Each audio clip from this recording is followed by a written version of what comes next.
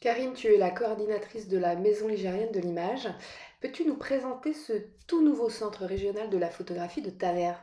Oui, alors la Maison nigérienne de l'image, Centre régional de la photographie, que nous inaugurons ce mercredi 28 juin, est un projet qui est mené depuis 2-3 ans par Valimage, la mairie de Tavers et la DRAC Centre Val-de-Loire, euh, qui est un lieu de résidence et de production d'images.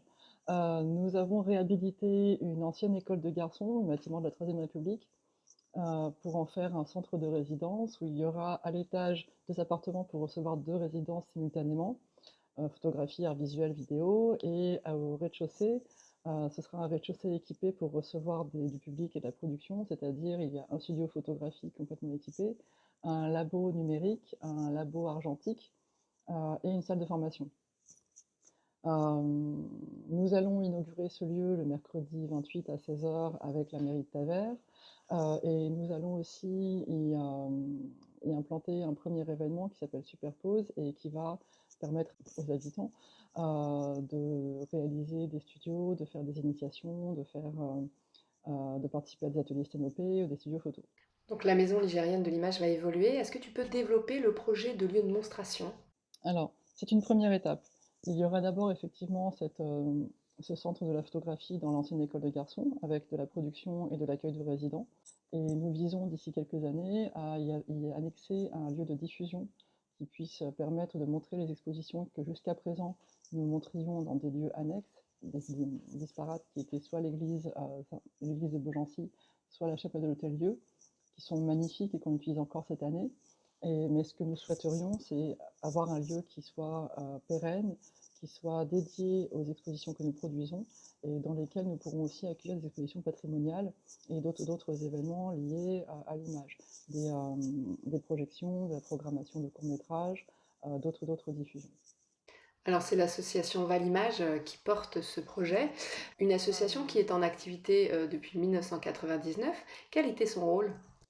Ça fait donc 30 ans qu'ils font des ateliers de photographie, mais qu'ils font aussi des actions comme ce qu'ils sont en train de mener depuis 3 ans avec la biodiversité et le PETR. Donc c'est parfois des actions thématiques euh, auprès de différentes populations. L'action biodiversité, qui est une action qui s'appelle Biodiversiné, c'est un tournage participatif par an sur une thématique donnée. Ça peut être le couvert herbacé, ça peut être les ruisseaux. Et il y a aussi des ateliers de programmation de courts-métrages. Et donc, on essaye de relier la réalisation collective et la programmation, et le fait de se rendre compte qu'on peut faire des choses ensemble, d'autonomiser les gens, de les faire participer à un projet, de les faire prendre compte aussi de leur propre capacité de création et d'autonomie et d'action, et de le faire à différentes échelles. Les tournages participatifs, par exemple, il suffit d'avoir envie et de s'engager à participer à plusieurs ateliers. On n'est pas obligé d'avoir une connaissance technique. On peut tout à fait avoir une utilité, une fonction et participer à une œuvre commune. Et ça, c'est quelque chose qui dure depuis très très longtemps. Il va se passer la même chose avec les ateliers de programmation de court-métrage. Comment on programme un court-métrage, comment on va le choisir, où on va le chercher, et comment on fait en sorte que ça fasse une programmation cohérente. Il va se passer exactement la même chose avec les ateliers de photographie, une thématique, une technique, et comment faire du cinétique, comment faire du cinépé, comment faire un portrait, et comment fonctionner ensemble dans une exposition. Donc ce que l'association fait en micro, dans les ateliers, dans les actions, elle va aussi le faire là maintenant avec la maison de l'image. C'est-à-dire que cette accumulation de savoir, cette accumulation de potentialités, cette accumulation d'expérience, ils vont le développer, ils vont le polariser, le centraliser dans ce lieu, qui va nous permettre, pardon, de centraliser ces actions et de faire en sorte qu'elles s'aident les unes les autres aussi. Jusqu'à présent, c'était un petit peu dispatché, c'était là où on pouvait nous prêter un endroit, c'était euh, à l'ancienne cantine, c'était dans différents endroits. Nous allons pouvoir profiter d'avoir une adresse commune pour mettre toutes ces actions ensemble et aussi pour en montrer la complémentarité. Ce sera effectivement plus simple de pouvoir faire des formations dans un lieu qui soit toujours le même, où il y aura aussi de la production, où il y aura aussi des artistes en résidence, où il y aura aussi des ateliers pour donner cette espèce de euh, synergie, qui est un mot un petit peu galvaudé, mais qui sera réel, puisqu'il y aura aussi cette rencontre physique qui sera là encore facilitée. cette rencontre physique, cette porosité, ce lien que l'association tient depuis très très longtemps, ils seront concrétisés dans ce lieu de la maison de l'image, tout simplement. Et ça permettra aussi d'accueillir d'autres associations, d'accueillir d'autres structures pour faire des projets en commun, de montrer ce qui sera possible de faire les uns aux autres, de faire des réunions, de faire des colloques, de faire des formations, de proposer des ateliers transversaux et d'habiter ce lieu et de le rendre disponible. Karine, tu es donc la coordinatrice de ce nouveau centre régional de la photographie. Comment as-tu intégré ce projet et quel sera ton rôle? Comment je suis arrivée dans ce projet? On m'a contacté pour animer un colloque il y a 3 ans, en plein Covid. L'association avait créé un colloque sur les résidences de territoire. Et j'ai animé ce colloque et c'était très intéressant. Nous faisions intervenir différents acteurs de la région, qu'ils soient politiques ou culturels, pour justement mettre en lumière l'importance de la résidence d'artistes et ses enjeux.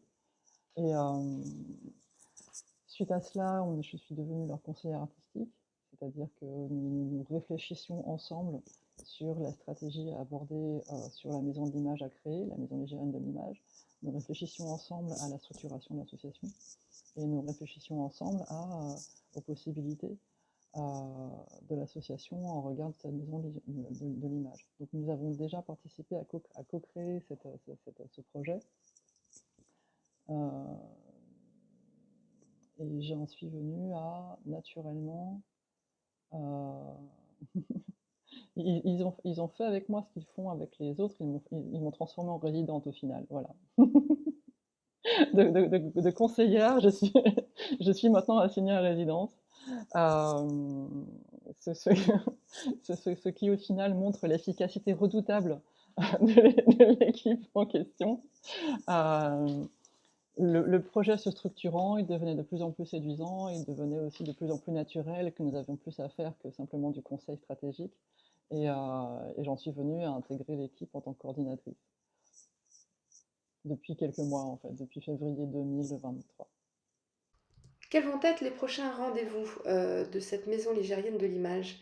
Pour son inauguration, vous allez initier Superpose, qui sont finalement les prémices d'un futur festival. Comme nous investissons la Maison des Jeunes de l'Image, dont nous sommes l'association délégataire, nous chargeons la programmation, mais c'est un lieu de la ville, de la mairie. Nous avons bien sûr envie d'y faire énormément de choses. Et il fallait que nous posions quelque chose qui soit le plus dynamique, le plus enthousiaste possible. Et quoi de plus dynamique et enthousiaste qu'un festival début d'été. Donc, ce que nous allons faire, c'est investir pour 3 jours, donc mercredi, samedi et dimanche, les lieux. Mercredi et samedi et dimanche, il va y avoir différents événements, la plupart gratuits. Il y aura un studio photo, il y aura un concert de Ji-Sun Lee, qui est un artiste qui a été reçu en résidence il y a quelques années, avec lequel tout le monde ici a gardé de très bonnes relations. Il va y avoir des ateliers sténopés. Il y aura des démonstrations de tirage argentique, il y aura des démonstrations de montage vidéo, il y aura un tir photographique forain sur le samedi et le dimanche, et il y aura aussi des appels à participation. Ce que nous souhaitons faire, c'est proposer à la population, à ceux qui le souhaitent en tout cas, de réfléchir avec nous sur ce que nous pouvons faire dans ce festival, ce que nous pouvons développer. Ce n'est pas intéressant, comme tu l'as compris ici, de plaquer un événement, il faut le co-construire, il faut le construire en dialogue. Et donc, pendant ces 3 jours qu'on a appelés Superpose, avec un AU, il y aura par exemple des points d'étape sur les réalisations de Valimage auparavant. Nous avons des points d'étape sur les réalisations vidéo, sur 10 mois Tavers, sur un atelier de collecte de la mémoire territoriale. Et il y aura aussi des points d'étape sur ce que nous souhaitons faire dans le futur. Et ce que nous aimerions proposer à la population, c'est la collecte d'un fonds photographique collectif, tout simplement qui leur appartient. On est tous au courant du drame des archives iconographiques, ça disparaît, on ne sait pas ce que ça devient, les gens ne se rendent pas souvent compte de la valeur que ça a, puisque au fond, pour soi, ça n'en a pas forcément, mais il faut prendre conscience de la valeur collective que ça peut avoir. Et je pense qu'à l'échelle d'une mairie, d'une collectivité, ne serait-ce qu'en parler, se rendre compte de ce qu'ont les uns les autres, de ce qui peut être valorisé chez les uns ou les autres, a déjà de la valeur. Discuter de cela, expliquer ce qu'on peut en faire, comment on peut le gérer. On va aussi présenter la possibilité de faire un festival sur le territoire concerté avec les habitants, parce qu'un festival c'est intéressant, mais un festival dans une population, dans un territoire où les gens ont l'habitude d'avoir énormément d'activités, où ils ont aussi l'habitude d'être sur le trajet de la Loire à vélo, donc d'avoir un été avec beaucoup, beaucoup de visiteurs, où ils ont la chance d'être dans un endroit qui est assez magnifique. On est juste au bord de la Loire, il y a quelque chose de magique qui s'appelle les eaux bleues, il y a des dolmens, il y a un parcours qui est très très beau, enfin, l'axe ligérien est d'une beauté captivante. Il y a un endroit à valoriser avec des gens qui sont plutôt aptes à accueillir et à organiser. Est-ce qu'on peut s'avancer là-dessus? Parce que ça permettrait de faire un parcours, ça permettrait de faire un parcours sur toute un été, ça permettrait de valoriser aussi la participation des gens, c'est-à-dire accueillir un artiste dans son arrière-cour, ou accueillir un artiste ou une installation ou une programmation dans le chemin d'à côté du champ, sur le pâturage ou près du lavoir. C'est tout d'un coup plus impliquant. Et ça aussi, c'est une autre relation qu'on propose aux visiteurs, c'est une autre relation qu'on propose aux artistes, c'est une autre relation qu'on se propose à soi-même, puisqu'on est ensemble dans un projet qui dure toute une saison ou plusieurs semaines, et on a un début, une fin, une progression, et à chaque fois une programmation qui vous appartient. Donc c'est aussi ça, c'est ça qu'on souhaite proposer avec Superpose. Cette année, c'est 3 jours, c'est une préfiguration pour montrer un peu tout ce qu'on peut en faire. Et nous allons nous donner les mois qui viennent pour essayer de le développer avec ce qui sera retombé cette année, c'est-à-dire que qui aura envie de participer, qui a des billes, qui peut aider à ci à ça, voire prendre un peu de température, et ensuite avancer. Évidemment, avec un projet comme celui-ci, avec une maison ligérienne de l'image qui est disponible, qui est là, qui est équipée, avec un studio équipé, avec un laboratoire argentique équipé et un laboratoire numérique avec tout ce qu'il faut pour faire du montage d'images équipé, nous avons déjà une bonne base pour avancer ce genre de festival. Donc comment l'articuler autour, comment les gens, les habitants vont s'approprier, c'est ce qu'on va découvrir là tout de suite. Et c'est important parce que c'est un lieu patrimonial, c'est quand même une école de la Troisième République. C'est un lieu qui est en plein centre-bourg, juste en face de l'église, en face de la mairie et en face du restaurant. Donc on est vraiment sur un endroit qui est une vraie cheville. Comment on va articuler ça avec un festival éventuel? Comment les gens auront envie de l'habiter? Comment les gens auront envie de l'utiliser? Et comment nous aussi, on va le proposer. On est vraiment à cette rencontre-là. Donc ces 3 jours qui sont dont on est très content parce qu'on a quand même un studio photo gratuit assez formidable pour que les gens puissent faire prendre en photo. Dans de circulation, tu penses bien que j'ai fait ce genre de choses.